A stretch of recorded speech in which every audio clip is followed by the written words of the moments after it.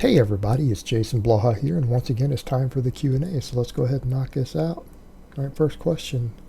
Thoughts on undulating 5x5 for volume straight sets and intensity, pyramid to one heavy set of 5, with first set being 65%, last set being 85%. Days I deadlift, I prefer intensity, and days I don't deadlift, I do volume. Is this good, or should I focus on one or the other? Well, I don't know if we would really call this undulating per se. It's a slight shift in training volume versus intensity for peak sets. It's basically sets across versus ramping sets is what we're talking about here. Is this sort of training good? It's fine. For an early intermediate, if you want to train this way and you want to stick with something like full body, perfectly reasonable.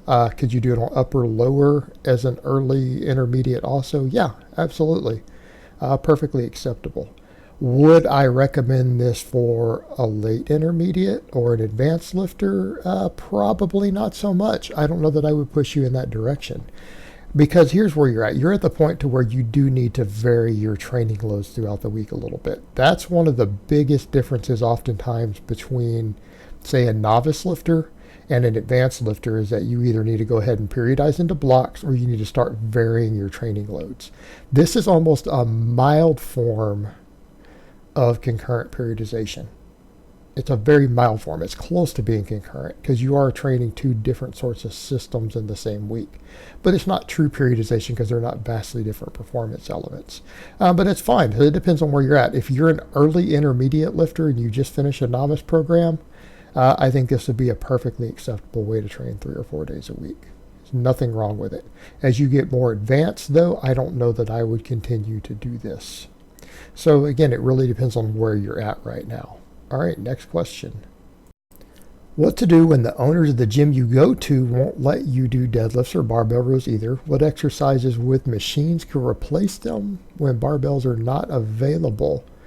Well, I don't think they can fully replace them. All right. Here's the thing I'm going to say with some of this. People say things like this, but I've never seen this in real life. So this is the sort of problems I have. People say, well, my gym won't let me deadlift. That seems to be an internet phenomenon, and maybe that one thing we saw up in Canada, which I covered last year, where that one guy had another gym goer assault him for deadlifting. I've never really seen this. I've never been in a gym that wouldn't allow me to deadlift. And even if it was a potential problem, I went and chatted with management and got permission to deadlift in every gym I've ever been into, even little smaller box gyms. So I'm just not familiar with this problem. It seems to be an internet phenomenon, and I guess some of you deal with it. So here's what I would say. Are you serious about your training? All right? If you're coming to my channel and you're coming here and you're willing to invest this sort of energy, I'm going to assume you're reasonably serious about training. I would hope. Not saying you're going to go be a competitor of any type, but at least you're taking your strength training seriously. Well, if you're taking your strength training seriously, you're going to find a way to get access to a different place to train. You're going to find a way to set up a deadlift platform at home. You're going to find a different gym that you can get to, so that even if you only deadlift once or twice a week, you're going to have to go to a different gym, maybe one that's further away.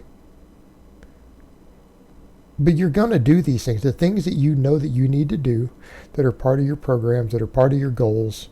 You're going to find a way to get them done. All right?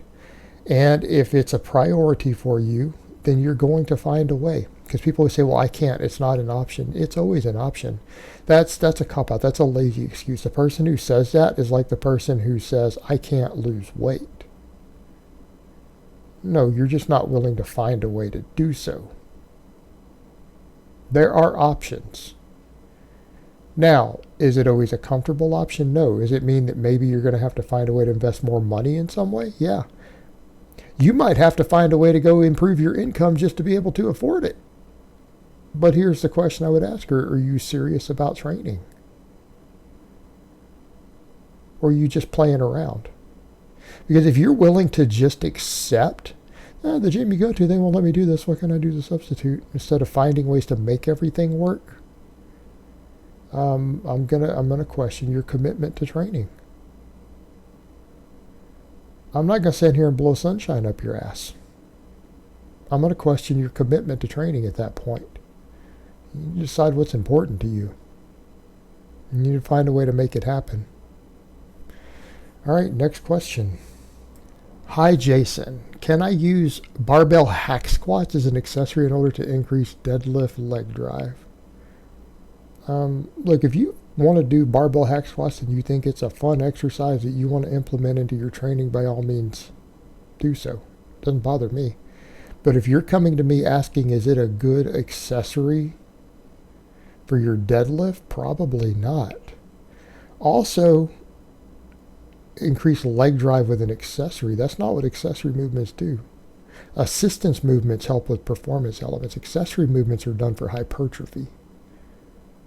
So leg drive and accessory, that means you need to put muscle on your legs. There are far more effective hypertrophy exercises for different parts of your legs than a barbell hack squat. In terms of movement pattern carryover, though, which is what you're probably talking about, the West Side they would call a special exercise, or what everyone else would call an assistance exercise. No. And what do you mean leg drive? What do you mean by leg drive? I don't think you're using the right terms. When you start picking assistance exercises, I think you need to have a better understanding of what your weak points are. It sounds like you haven't fully assessed what your real weak points are on your deadlift. And here's the problem we run into with these exercises, these supplemental lifts. Supplemental lifts are, other than for the genetic freaks, supplemental lifts are a requirement to get brutally strong. They will be a requirement for the advanced lifter.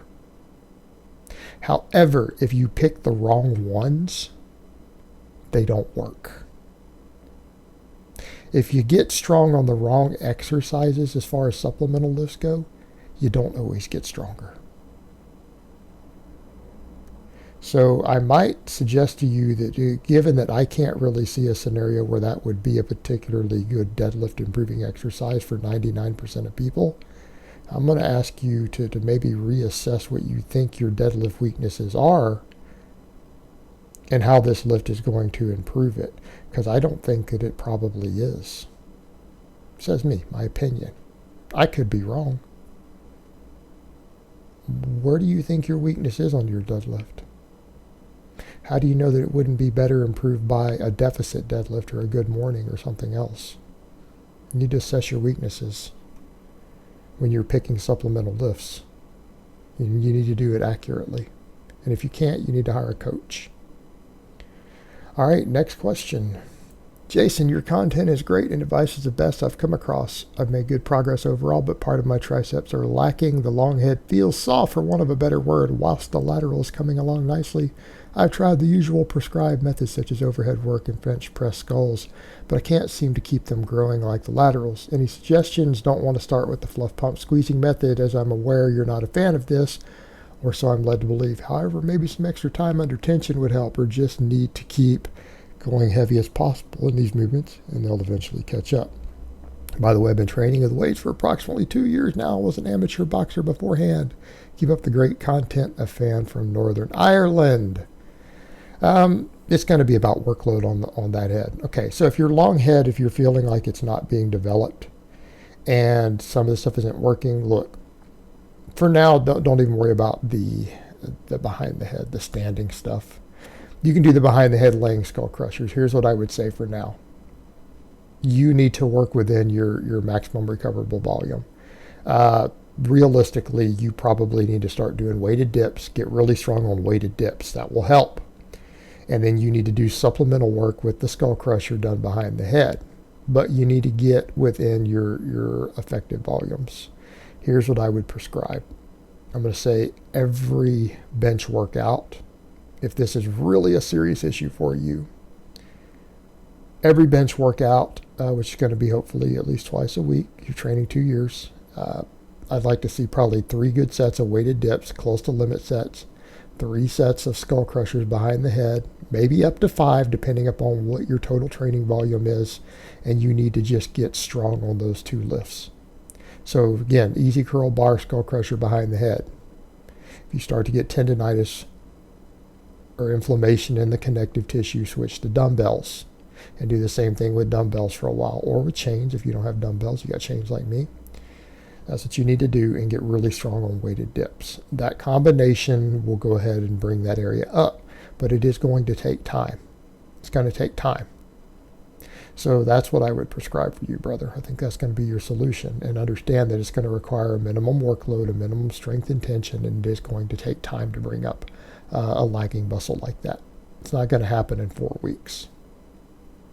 All right, guys, but that's really all I have to say on that today. I hope it's been informative, and I will talk to you guys next time in part 2.